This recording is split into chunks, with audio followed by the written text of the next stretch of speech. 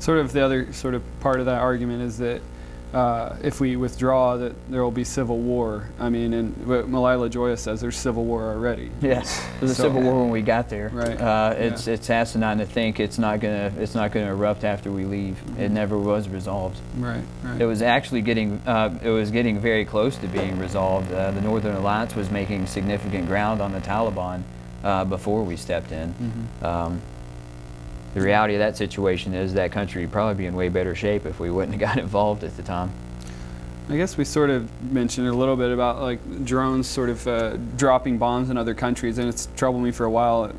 We dropped these bombs across borders in Pakistan when their government is kind of telling us not to do that at some point. And I mean, but what's interesting now is they have this massive flood in Pakistan. I don't know how that might affect the situation at all. I don't know if you've thought about that much. Apparently there's millions of people being affected, tens of millions of people being affected by this flood, and it's kind of interesting how the media is kind of reacting to that. It's kind of really mild.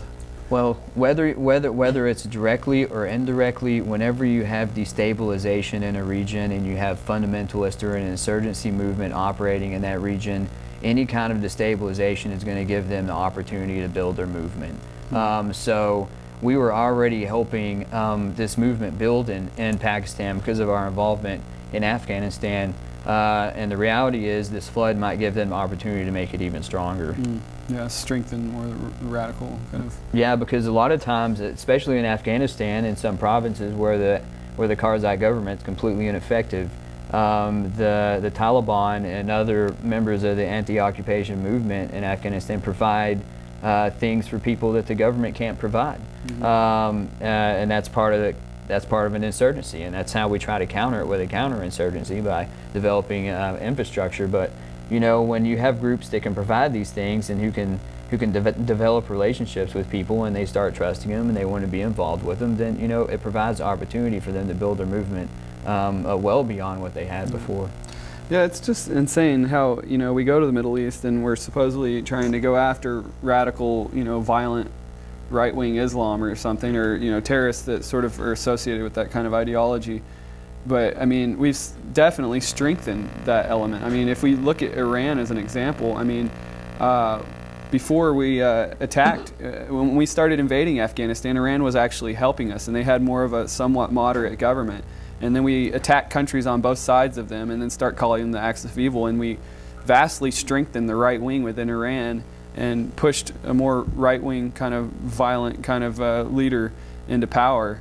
And it's just, it seems like that's the case everywhere. We're increasing recruitment for these right-wing extremists, and I don't know if you guys might have anything to add about violence begets more violence. Yeah, it's true. It's arguable that pulling out of Afghanistan will actually cause a deflation in the momentum behind the anti-occupation movement in Afghanistan right now. One, we won't be there, so there won't be a reason for them to organize, and there won't be a reason for fundamentalists from all over the world to come to that theater and fight. Mm-hmm. So our very presence there actually helps them gain momentum. Mm-hmm. Leaving could actually help the entire organization dissolve. Yeah, that's something I wanted to say about the flood. When I first brought it up, it was actually, so it's like, we're investing all this money and all these resources, military and manpower resources, in these projects in the Middle East. And if we instead, in the Afghanistan occupation, and take all those resources and help all these people, and being tens of millions, I think it's 50 million people affected by this flood, help people in these regions. I mean, that's the way I think you really get to the root of trying to address the causes of terrorism, is like make people love you, do nice things to them, build schools, and I don't know, help people that are suffering instead of dropping bombs. Yeah, opium is actually interesting. It's something I wanted to bring up too. I mean, we talk about Afghanistan being really poor, and we need to build up their economy, but opium's one of the big products that's grown there, and it increased a lot after we invaded. You can argue that's bad in terms of heroin trade and things like that, but at the same time, there is a real need in the global medical community for opiates and for real medical operations, or medicines. And if we could legitimize the growing of poppies with the poor Afghan people, and give them a legalized way of providing that to the medical market. I mean, and that would take a lot of the fuel out of it being diverted into heroin, kind of black market. I mean, yeah, Jake talks about, we both talk about opium, the poppy over there being used as political currency.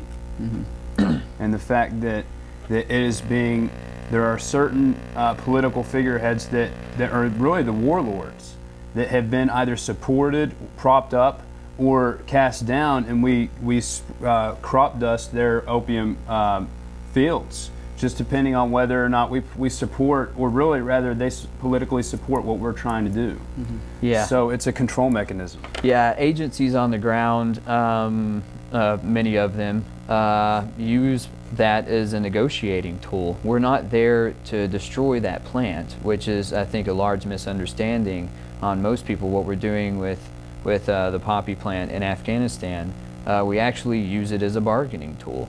And if someone in a certain region has control over that, and we might need to negotiate with that person, we definitely take their crop into account, and whether we're going to slash it and burn it, or whether it's left alone and what we need that person to do. So the reality of the situation isn't that we're over there destroying this substance, it's that we're using it as a negotiating tool. Yeah. Mm-hmm. Yeah, using it to gain support from factions that otherwise we might not have leverage over. Mm-hmm. And it seems like America's setting two different moral messages as well when you look at that, because we have the war on drugs over here where we're killing people and we're imprisoning thousands and thousands of people, and then over there you've got, it's okay in certain select circumstances where we can gain political support from a rogue faction. Well, I mean, yeah, I mean, it's the same with the drug war here, though. I mean, we've got some drugs that are, not that dangerous or illegal, and then we have some of the most dangerous drugs that are legal, so there's certainly a lot of moral hypocrisy here, too. I mean, I don't know, so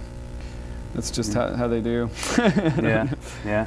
Pharmaceutical companies could definitely use that poppy, and it could definitely be used across the globe to help people.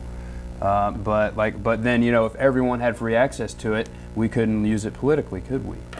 Yeah. So you got to kind of narrow the. I don't know if you guys know anything about this. I've just heard in documentaries and things about this pipeline being put through Afghanistan. I mean, we know oil was very likely a huge factor in the Iraq war, but in terms of the Afghanistan war, what's sort of the hidden agenda here? I mean, is it just a strategic military location, or is it this pipeline, or are there other sort of hidden? All those things. Yeah, it actually is all those things, and that pipeline was in the works well before the occupation of Afghanistan started. It's arguably one of the reasons that Al-Qaeda had decided to attack the United States in the first place.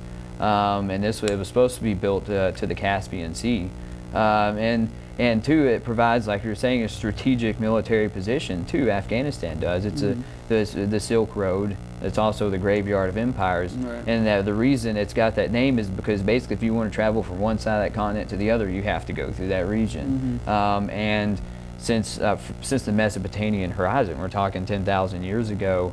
Genghis Khan, Alexander the Great, the British Empire, the Soviet Empire, all of these powers have tried to occupy that land and have failed.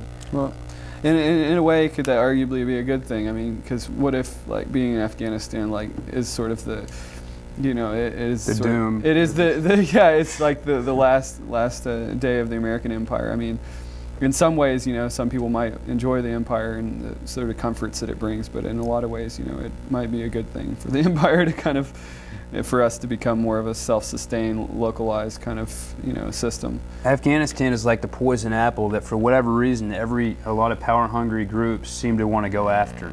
And if anyone who's played Risk can see that, if you're about to attack a country, it's better to have two countries that you can come from.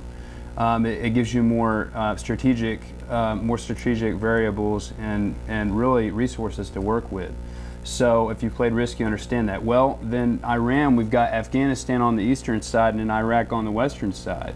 So we're putting much more pressure on Iran by being in Afghanistan. So that's a geopolitical thing that we get into sometimes there. And then also, if you want to build a global empire, it seems to be a very enticing enterprise to try and capture Afghanistan. And so, I guess we're doing that.